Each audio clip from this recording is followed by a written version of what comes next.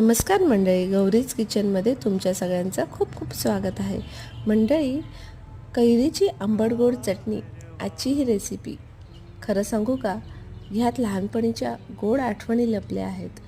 म्हणजे मी आजीकडे जेव्हा जायची ना, तेव्हा गावाला ही अशी चटणी ती मला करून द्यायची. खरं सांगू का, भाजीची आठवण अजिबात यायची नाही. इतकी छान आणि चविष्ट अशी ही चटणी लागते.